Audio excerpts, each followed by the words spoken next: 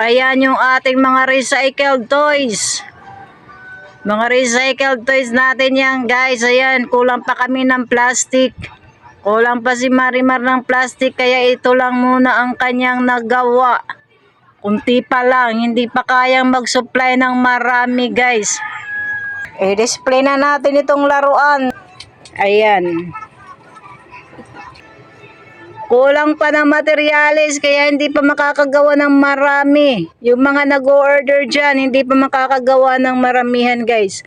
Si Jollibee yung pinakamalaki guys. At ganito natin siya ibibenta guys. Ganyan natin siya ibibenta. Bili ka na? Hindi ka bibili?